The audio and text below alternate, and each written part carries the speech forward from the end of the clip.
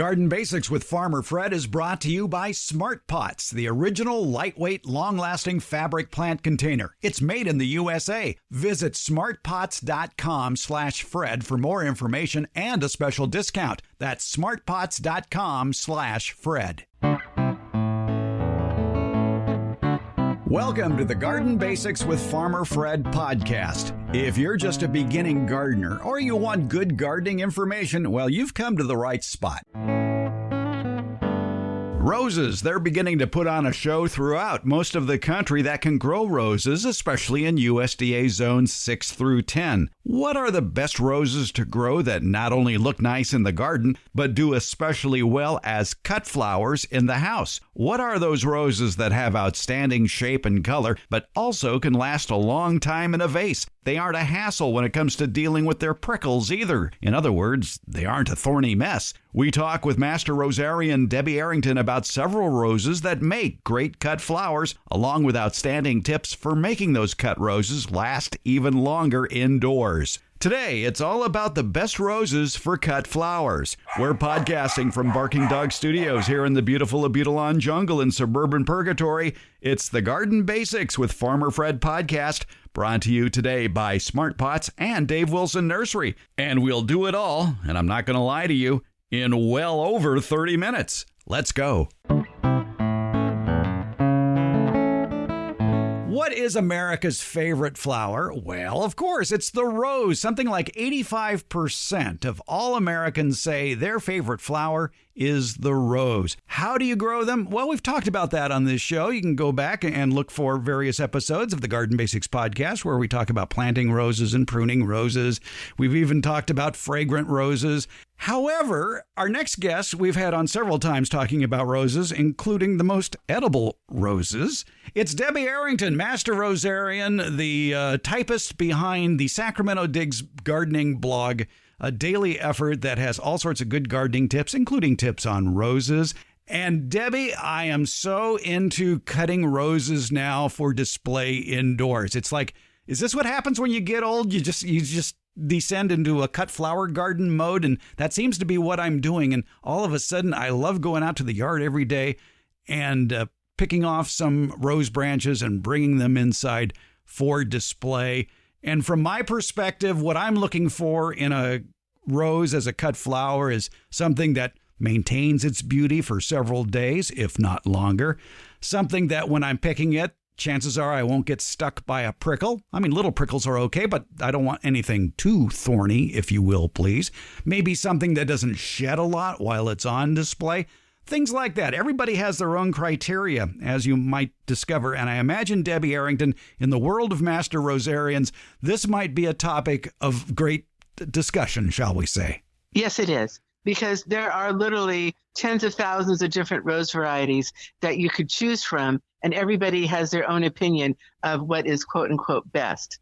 But the qualities that you describe as something that has a long stem, a presence in the room and in the vase that has a few prickles so you aren't getting thorns in your finger every time you admire it and try to get it off the plant. Those are all qualities that people that grow roses professionally want in a rose. So, and those are also good things to have in your own garden roses. So we have several favorites that we can share with you today. I should add that I'm president of the Sacramento Rose Society, and we just had our 74th annual show. And it was our first show in 3 years due to COVID regulations. So we had a lot of pent-up energy, and our roses seemed to too, because we had well over 1,000 blooms in the room. Wow. And who won? Oh, the top prize went to Marilyn Monroe, not mine this time, but one that was grown by Charlotte Owendike. And Marilyn is an outstanding show rose. She's one of the best exhibition roses ever introduced. But I don't necessarily recommend Marilyn for everybody's garden because she has some of the most vicious thorns you will ever see on a rose plant. It's only because she is so beautiful she ever made it to the market. Okay, I'll cross that off my list then. The two roses that were sitting next to her up on the top shelf are both really good garden roses as well as exhibition roses that fit all the qualities that you want in a cut flower with a lot less pain. And those are Ring of Fire which is a hybrid tea that is a dark orange bordering on red. And it just sort of glows. And it's a really large bud. The buds measure about 2.5 up to 3 inches long. When the flower opens fully, it's about 5-6 inches across. It's a big rose. The color, it has this sort of inner burning orangey color beneath the red. So it just sort of glows in the vase. So a very eye-catching rose and excellent dark green foliage. So it just really sets it off nice.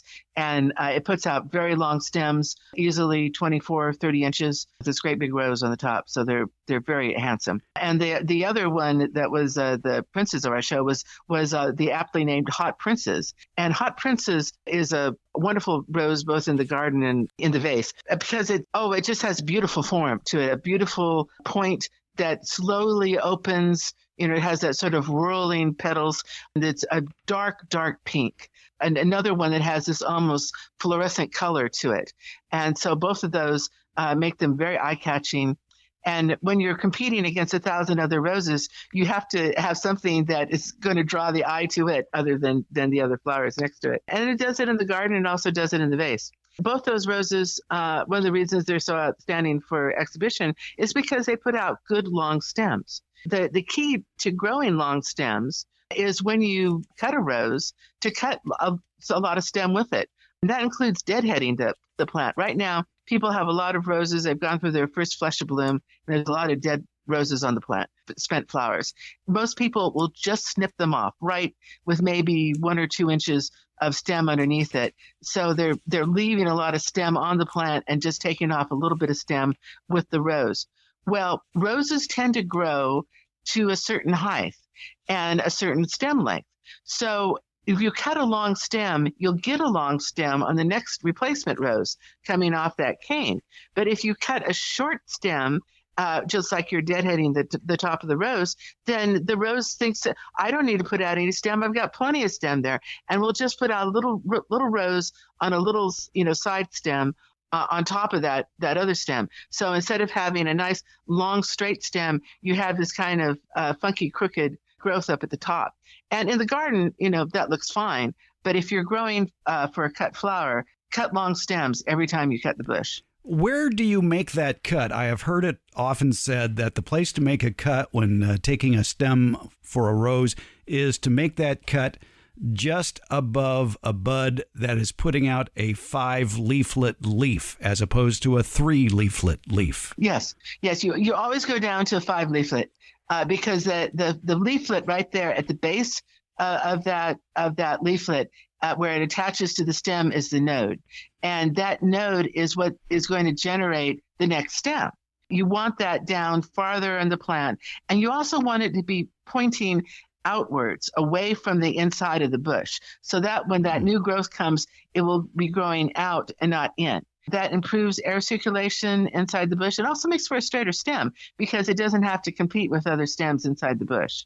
One of my criteria also for going out to the yard and picking roses as a cut flower is I really like it when there's a bunch of roses all in one spot. I'm thinking of the Sally Holmes. There seems to be a gaggle of roses that are attached to what would be a long single stem, and it fills out a vase very nicely. Yes, it does. That's what's called a spray. That's multiple buds on one stem.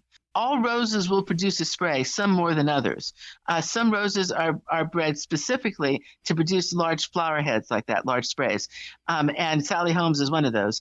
Sally Holmes is a white climber. The flowers are single and they look like apple blossoms. And actually, roses are a distant cousin of apples. So Sally Holmes, you can really see the relation between the two. And Sally Holmes is one of those roses that will literally cover a fence or a house if you let it. It grows very vigorously, very fast, but it does put out one stem for a full bouquet with easily 8 to 12 flower heads on that one stem. Those other roses that are bred that way are the floribundas. And floribundas are a class of roses that were introduced about 100 years ago from breeding. And what their name literally means is abundant flowers. And they're roses, instead of just putting out one terminal bud on the end of a stem, and that's the scientific approach to what you're describing is, one bud, one stem. That's a terminal bud on that stem. Instead, on a floribunda and like Sally Holmes, they put out a spray, and those are several buds that are collected at the end of that stem. What is the difference between a floribunda and a polyanthus? They're very different. Polyanthus tend to be little itty bitty tiny roses, but lots of them. Poly is that there's lots of anthus. They put out on one stem easily 10 to 20 blooms, but they're tiny. They look like little Tom Thumb roses, which is one variety, or Thumbelina or something that is like a little fairy rose. In fact, a whole range of them are named after different storybook characters. There's a whole series of Snow White dwarfs, polyanthus, that are named for each of the dwarfs. I've got Grumpy growing in my yard, and Grumpy is hot pink, by the way. But the flowers are less than an inch across, and they have many little petals too. They're just dainty and adorable, but they're really nice in how they fill out a bouquet, because the key to making a good bouquet is not all the flowers are the same size. Now, if you're doing a formal bouquet, like in an exhibition, they want all 12 roses to be exactly the same. But if you're making a bouquet for your table, or inside or as a gift, it's really nice to have a variety of size flowers in there. When you put together an arrangement, the basic formula is thrill, the fill, and the spill. And the thrill is your focal points. And those are usually, if you're talking roses, you're talking big roses. The fill is things to go between those big flowers. And polyanthus make an excellent filler flower, in that they're these little tiny flowers that echo the big rose, but they're small. And they usually are in lighter colors. There's some dark pink ones, and there's a few reds too. Wingding is an excellent red polyantha, and it's fire engine red. But a lot of them are like baby pink or white, and so it's like a nice soft frame for the other flowers. And then your spill is your foliage and other things that frame your bouquet and spill over the edges of the vase to soften the edge of the vase. So ivy is a good fill, a good spill. Ferns, any sort of your curved foliage that would complement the roses. I have a lot of sword ferns, and so I usually use those to fill out my rose bouquets. But I also have some different ivies, which look really nice. And nandina, the heavenly bamboo, mm-hmm. And that makes a good fill as well as spill, because they have the little white flowers on the nandina right now, and those look almost like baby's breath in the vase, and a lot easier to grow. But other foliage that is just pretty foliage, that's green foliage, that frames the flowers nicely.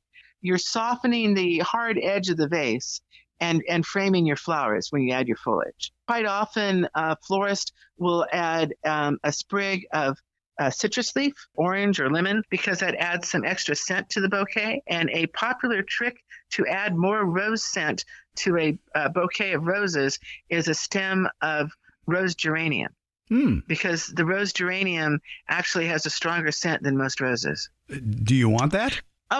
Sometimes if you have roses that don't have that much scent, okay. That might have a lot of look, but not a lot of scent. Well, I distracted you from talking about floribundas. Oh, there's a lot. And floribundas, they're a class of roses that almost full-size hybrid tea roses.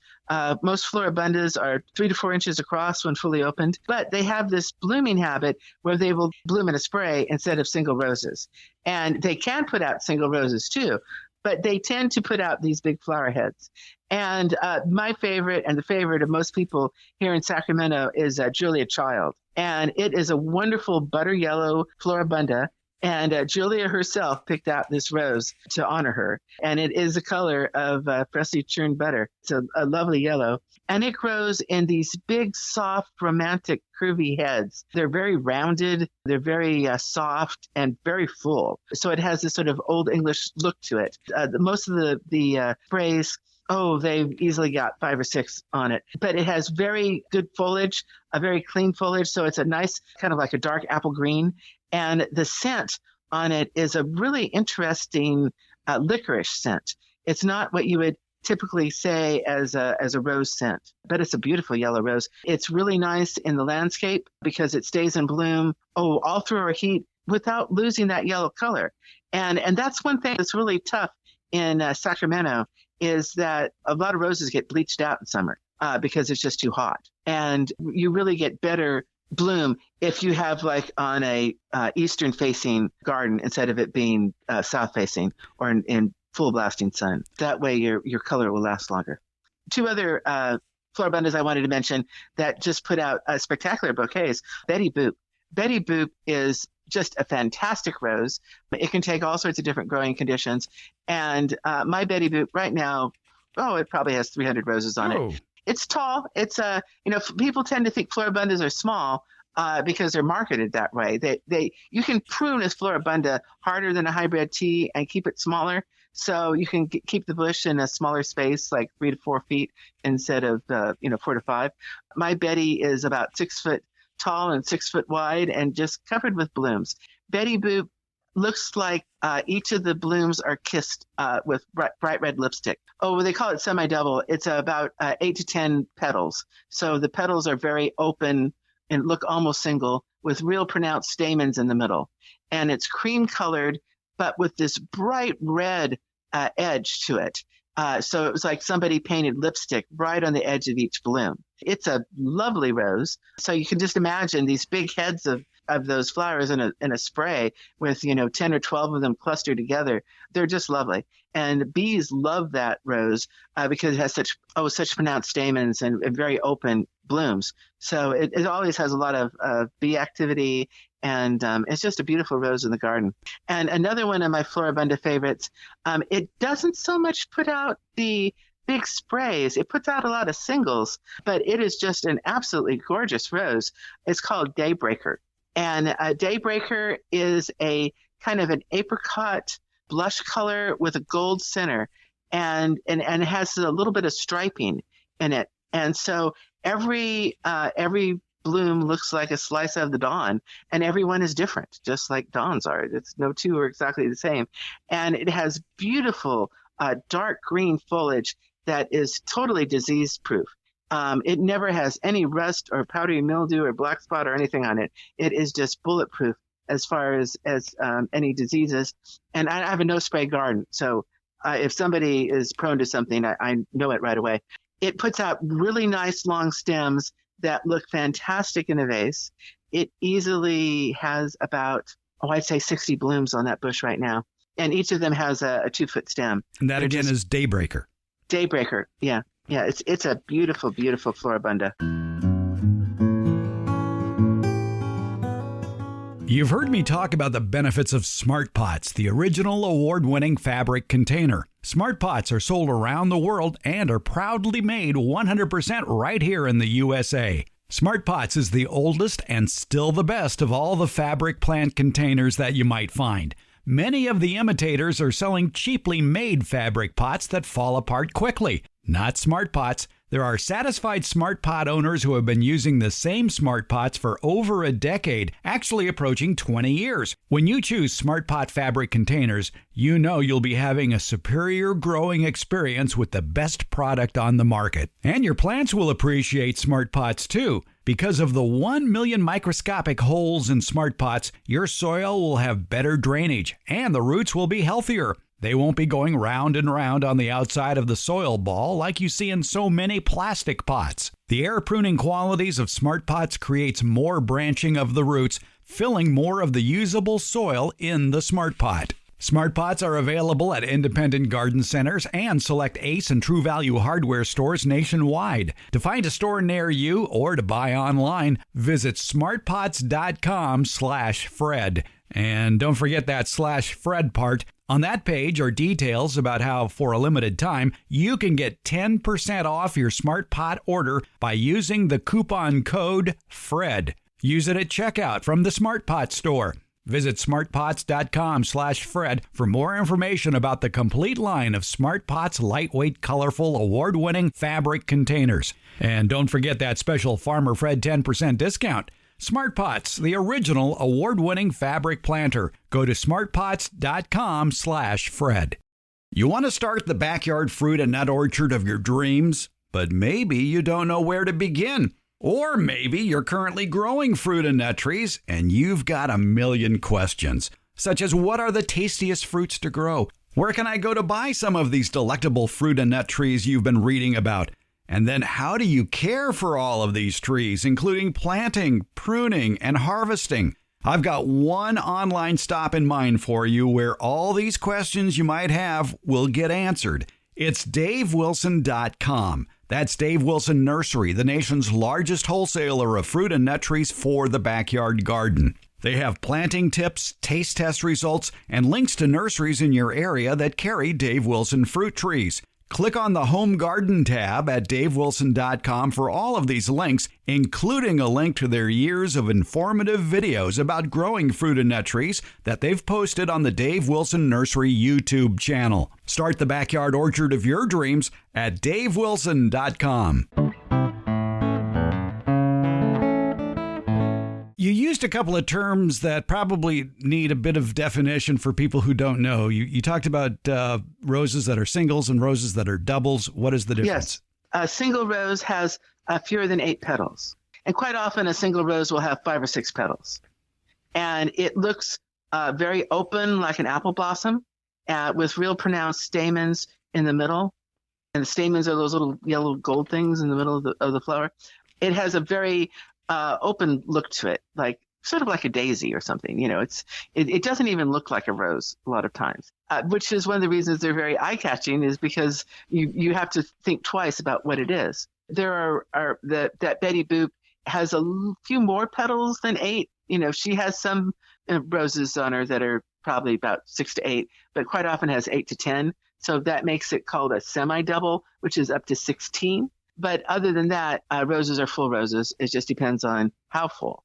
And so a full rose is anything above that. Most hybrid teas are in the 30 to 40 range. But your Austin roses, which are your big English shrub roses that are supposed to be like giant cabbage roses, they can be 80 to 100. And and that's why they get so full looking, is they have so many petals. But that also makes them extremely fragile. And they quite often will burst and literally throw petals all over the room. It's pretty wild. Well, I think that's another important criteria, is you don't want a plant on your dining room table. It's going to make a mess. That explodes. Yes, it explodes. Yes. You know, I have just a few Austins because they get pretty big. And both of the ones that I have are, in the ground at least, are ones that have smaller habits, which means that they stay under 4 to 5 feet. Because the thing about the Austin roses that they discovered, these were shrub roses that were originally bred in England, where it tends to be colder than here in Sacramento. They stay smaller, you know, in like a 4 or 5 foot range. But when they come to Sacramento, they love the warmth. They think it is just fantastic here, and they will get to be, 6 to 8 feet real quick and just as wide. And they're very handsome if you have the room, but they take up a lot of room. So the two that I have, one is one that they released a long time ago named Tamara, which is a kind of an apricot color. And the other one is this new one that was released a few years ago named Olivia. And yes, they do name most of the roses after people or women's names. Olivia is an outstanding rose. If you're going to get an Austin rose, Olivia would be the one to get, because she has all the good qualities and none of the bad for an Austin rose. She's a light baby pink and with very full cabbage-style flowers and incredible scent, just a wonderful scent. And she puts out big sprays where, one stem is a whole bouquet. She also can grow in semi-shade, because I've got her in a spot where she gets quite a bit of shade during the summer, and she keeps blooming. And she has very few thorns. The big difference between her and Tamara is covered with prickles. Just terrible thing. But Olivia is just she's the best of the Austins for cut flowers. Well, since you brought it up, will either of those explode on the dining room table? Oh, Tamara does. Tamara will do it in a day.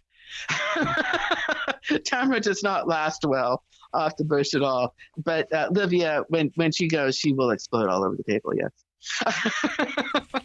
Because she has just so many petals and they have to go somewhere. Yeah. But yet you recommend them as a cut flower.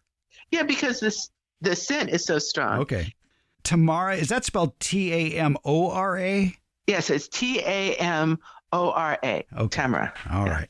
Of course, most people are familiar with hybrid tea roses. In my experience with hybrid teas is they don't really have a long stem. They don't look that great in a tall vase, or am I just being lazy on this? It's, as I mentioned, that a lot of your roses, it depends on how you were cutting those stems and how you were training that plant to grow. Because most hybrid teas are bred to put out nice long stems. That's one of the things that they look for in that rose. And there are a lot that will put out very good stems, especially for your first flush of flowers, those ones that you get in April and May. All right. Now, I know we've mentioned a couple of hybrid teas already, Ring of Fire and Hot Princess. What are some other good hybrid tea roses for cutting? Well, I'll start with the reds because that's what people usually associate with cut roses is red roses. And that seems to always be the request that people have is what are some good red roses that I can grow and cut and bring inside. And everybody's favorite in that category is Mr. Lincoln. That's an oldie, but still a goodie. And one of the reasons it's so beloved is that it has a wonderful deep red rose scent. It's a very heavy scented rose, and that you bring one of those stems inside and it will fill a room with scent. So it's much sought after for that. It's a very dark red rose, and it's one of those roses that if it's planted in full sun, it can get kind of toasted. So now you tell me.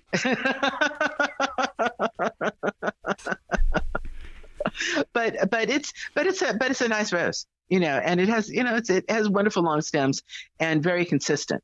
Another good red is Olympiad, and Olympiad was introduced in 1984 for the LA Olympics. It's a classic red rose with a wonderful high pointed center. It looks like a florist rose. It has very few prickles on it and nice long straight stems. It has a beautiful red color that does not fade.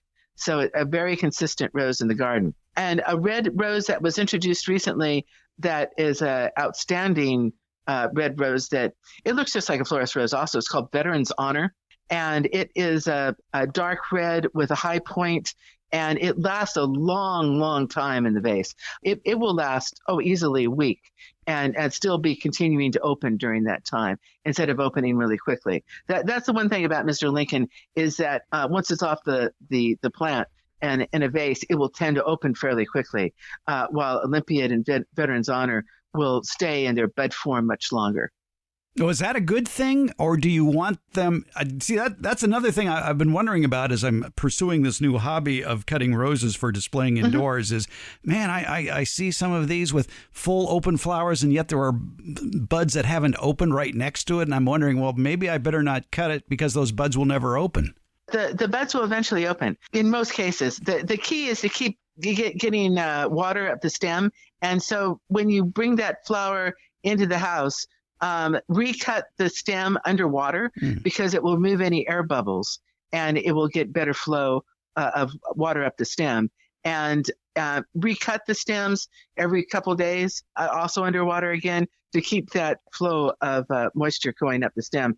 Because as long as there's water coming up the stem, those buds should continue to develop and open. Now, explain to me exactly how to do that. Do you keep a bucket in the kitchen and take the rose out of the vase, put it in the bucket, make the cut, and then quickly transfer it back to the vase? Yeah. Okay. But I don't even take a bucket. I mean, it's just, it's like a cup of water or something. It's just long enough for me to get a pair of scissors in there to snip the end of the rose because, it doesn't need much, just about an inch from the bottom of the stem. Okay, that's a good tip for cutting roses is to trim them every couple of days and do it underwater and then plunge them back, I imagine, into fresh water in the vase.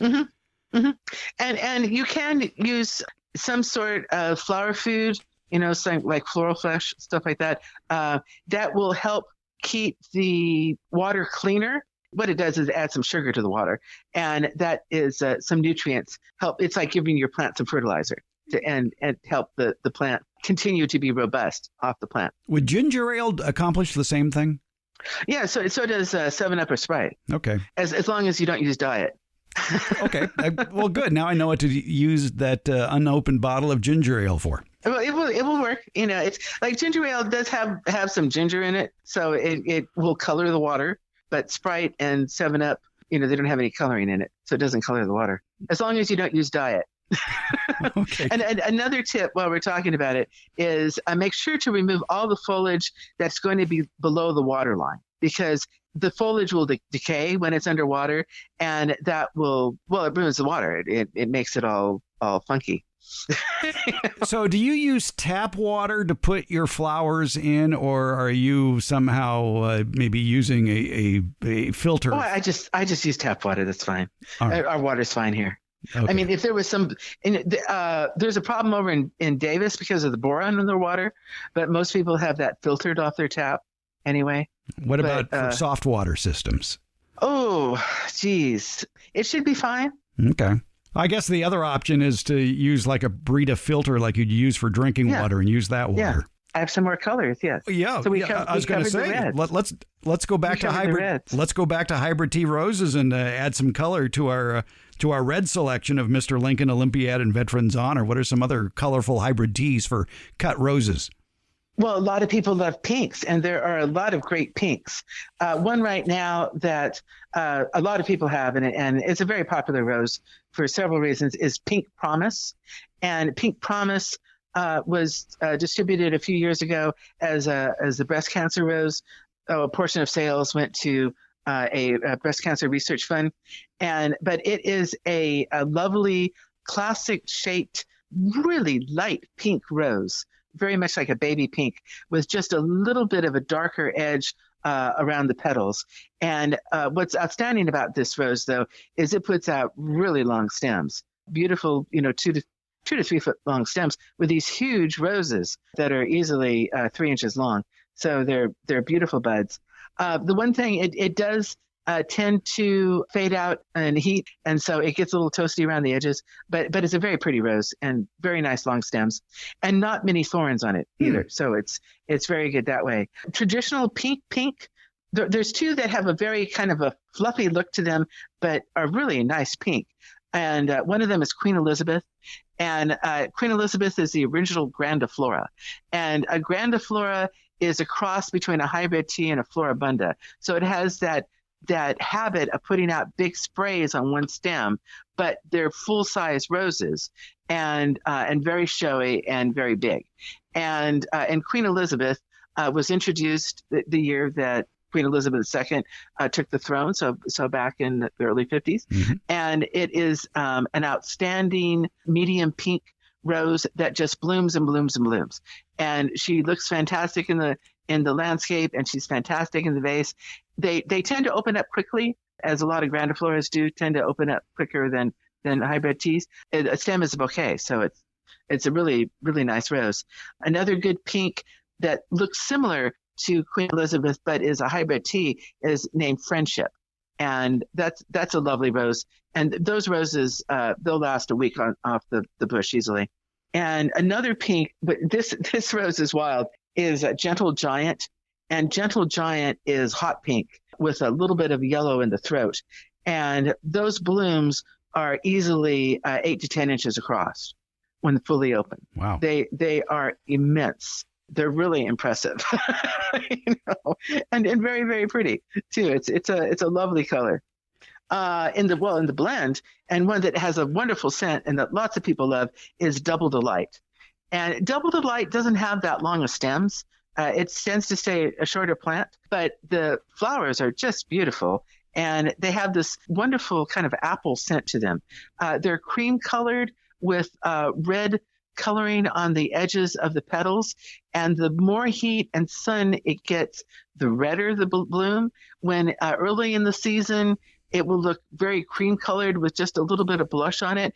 But by middle summer, it will look like it's a red rose with a little bit of white in the throat. But it has a wonderful scent, and it's another one that can really fill a room up with perfume.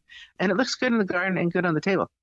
Ones that are yellows. Yellows is another popular color. And there are some excellent yellows that have come out recently. One of them is called About Face. And About Face is it's a grandiflora, and it's really tall. I mean, it can, it's definitely one that you want to put at the back of the bed because it goes 6 feet and up. And it can throw out canes that are 10 foot tall. That are just amazing, which means it always has great long stems if you're looking for long stems. And the roses are easily 6 inches across when fully open. And they have they're bicolor. On the inside of the petals, it's a light gold, but on the outside of the petals, it's a copper color. It's a real dark copper. And so it looks like 2 different roses on the same plant as they open up. It's a really interesting rose and very pretty. One that's a more traditional gold is called Strike It Rich. It's a grandiflora. And another one, Gold Medal, is also a grandiflora. And one of the things about the grandifloras is a lot of them have fewer prickles, which makes them a lot smoother stemmed. And so they're easier to work with. And they're definitely easier for a bouquet. And that last one, of course, Gold Medal. Yes. Please continue. Oh, yes. and Gold Medal is one that it's a beautiful exhibition rose as well as in the garden and in the vase. It's a gorgeous, perfect yellow form, and it keeps its dark yellow, which is really nice. While Strike It Rich is more of a soft gold, as you would think, because it has, they're both golden in their names. Love and Peace is a combination of red and yellow, which is really striking in the vase. It was a hybrid created between the Peace Rose, which is that beautiful light yellow pink combo, and a rose named Love, which is a beautiful red rose. And in one of those rare happenstances, it actually worked where they got what they were aiming for. It looks like a peace rose with a dark red blush. And it's a very striking rose in the garden and in the vase. Perfect Moment is another one that's a red and yellow blend that's very striking as a cut flower. It has very nice long stems and very consistent. Mine bush, oh man, it puts out 36 stems at once with these big buds on them. It's a very, very good looking plant.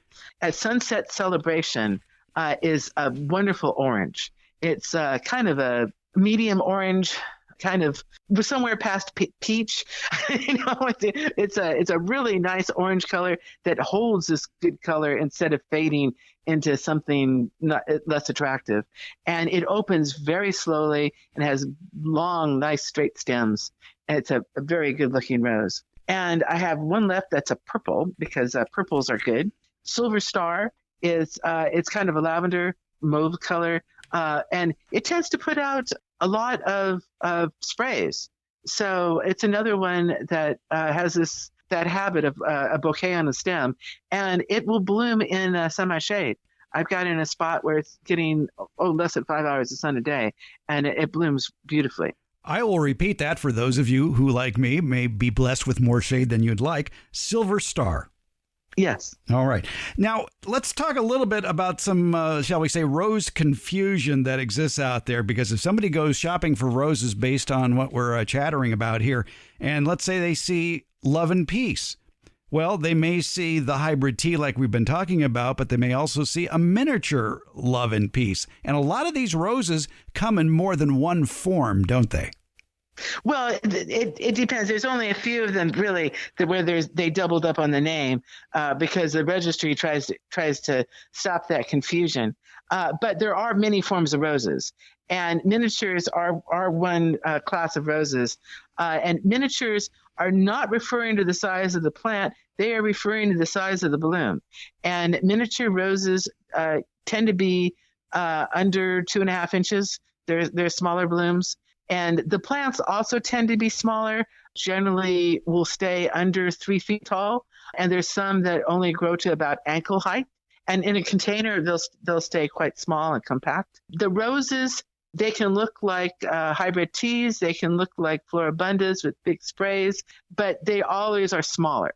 And so that's why they're called a miniature. Well, I have plenty of small vases, so I bet there's some good miniatures that make for good cut flowers. Yes. There's And closely related to miniatures are a class they created a few years ago called mini floras. And mini floras are that gap between miniature and floribunda. So it gets even more confusing. But yes, there are many miniatures that look really nice in a vase.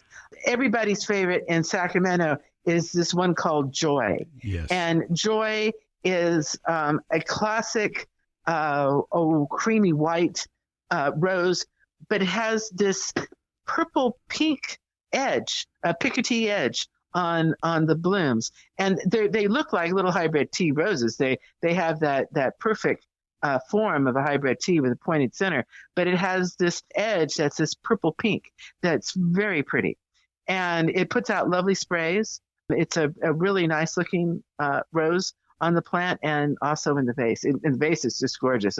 It almost always wins when somebody brings in a good Joy. Yes, that is the rose that got me interested in doing roses as cut flowers, because the Joy last year just performed outstanding. It was in a very warm area too, and yet it bloomed and bloomed, and it got like 4 feet tall. Yeah, it's a very vigorous plant. It's really lovely. And my favorite miniature, at least in my own yard, is one that's called Rainbow Sunblaze. And it is a red-yellow blend. It has more kind of a ball shape in the middle instead of a pointy center, but it just blooms and blooms and blooms. And, so it's one of those I can always make a bouquet off the bush, and it stays fairly compact. It's about 2.5 feet tall, but easily that wide also, and just covered with buds. So it looks spectacular in the garden, but it also allows me to make lots of bouquets off of it also. I'm going to make an assumption here. I hope it's true. There is in the world of roses a lot of single blooming roses where you get one major flush per year. And I think all the roses we're talking about today are repeat bloomers. Oh, yes. Yes, it is. And there's a lot of older roses that only bloom in spring that are just single bloom roses. And a lot of your species roses and old garden roses will only bloom in spring. They bloom just once a year. But everything we've been talking about today blooms multiple times a year and very reliably. The thing about roses is that they react very predictably when you cut off a stem. They will try to grow a new stem with a new flower on it. And that will take about 6 to 8 weeks, depending on weather conditions, until it blooms again. So if you have a major event coming up and you have a lot of flowers in your garden and you want to have a lot of roses for people to see, like, you're having a party or a wedding, backyard wedding or something like that, count back 8 weeks from the event and prune your yard. Because the roses will put out new blooms that will bloom in 6 to 8 weeks. And so it will have a very predictable flower show when the time comes. So that also works if you're planning to have a rose show. Yes, or a wedding. When you prune in advance. Yeah, so people who plan weddings well in advance, if you're going to have a summertime, especially a late summer wedding in your backyard, then 6 to 8 weeks beforehand, prune the roses. Yeah. All right. Do you have any more tips for growing roses or caring for roses as cut flowers? How often do you fertilize them, for example? Right now about once a month. Well, because I started my prune schedule in anticipation of having an April rose show, I had a big bloom in late April. And so now my plants are cycling back. It's at that time of year where they're warming up again. So I've been doing a lot of deadheading. And so now that they're deadheaded, they need some food. So that's what. So I tend to fertilize after I've done a lot of deadheading. Of the roses we've mentioned, will most of these roses work well across the country that grow roses? Would basically be USDA Zones 6 through 9. Oh yes, definitely. Roses, admittedly, they grow better in Sacramento probably than just about anywhere, because we have just about the perfect growing conditions for them. We have low humidity, there's no summer rain, and there's no Japanese beetles. Yes. Yeah. So we have good soil. We have everything they need. And roses actually are very drought tolerant. That's one thing to remember, with them is they can get by with less water if you need to. The one thing is when you do cut back on your water, cut back on your fertilizer. Mm-hmm. you can burn your plants. And I imagine mulching would play a role in making them more drought tolerant too. They appreciate mulch.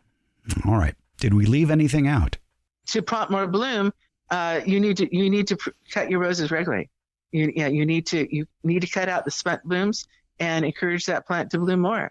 So because some people they wonder why their roses aren't blooming, and then they realize they never took off the old roses. And if you don't take those off, that rose will think that it is done for the season, and it should just let that turn to fruit. Which is higher in vitamin C than most foods. Yes, rose hips are very high in vitamin C. Yes. That's a podcast for the fall. There you go. All right. If you're growing roses or you want to grow roses, considering how you're going to display them indoors, we've given you a lot of good tips today. Debbie Arrington is president of the Sacramento Rose Society. She is a Master Rosarian. She is also the proprietor and chief typist of the Sacramento Digs gardening blog, which is available wherever you get your blogs. And there's a lot of good information there that applies throughout the country. You had a post a few days ago about our wacky weather that's been changing from cold to hot and what it's doing to roses. Yeah, it's we're seeing a lot of plant diseases that we don't usually see in the spring, and it's a reaction to the weird weather that we've had. We've been ping-ponging back and forth, over a 30-degree temperature range in the afternoons, as well as having some rare moist May conditions. And so we saw plant diseases, most notably powdery mildew and botrytis, in May, when we usually don't see those things until later in late fall, like October, November. Common occurrences along with black spot in many areas of the country, though. Mm-hmm. Yes. And the thing to do, I guess, as you mentioned in that blog post, is you cut out the offending branches and put them in the trash. Yes. Yeah. Don't compost it. Just put the fungus back in the garden. Yeah. And the thing about roses is they tend to be very durable and very, very hardy. They want to grow a healthy foliage. They want to grow back nice, fresh green leaves. So if you take off the diseased leaves and give the plant some water and nutrients, it usually will grow back fresh foliage and new flowers. There you go. Cut roses, add it to your garden. Good pair of snippers, too, helps as well. Debbie Arrington, thanks so much for all your help growing some good roses today. Thank you very much. It's my pleasure.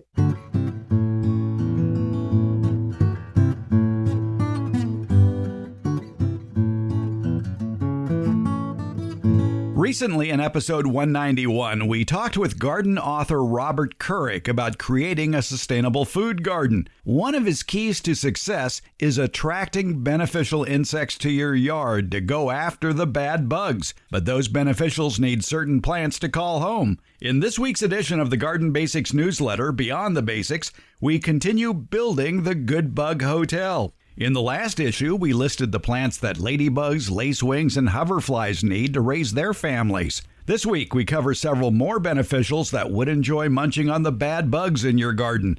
Plus, we show you what they look like in all their life stages and the plants that they're attracted to.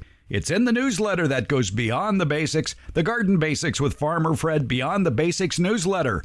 Find it via the link in today's show notes or visit our new website, gardenbasics.net.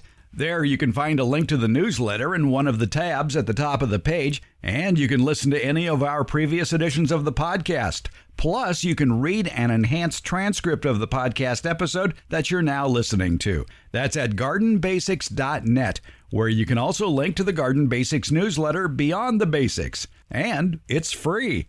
Take a deeper dive into gardening with the Beyond the Basics newsletter.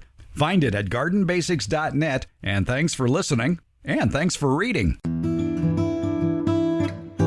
Garden Basics with Farmer Fred comes out every Tuesday and Friday, and it's brought to you by Smart Pots and Dave Wilson Nursery. Garden Basics, it's available wherever podcasts are handed out. For more information about the podcast, visit our website, gardenbasics.net, and that's where you can find out about the free Garden Basics newsletter, Beyond the Basics.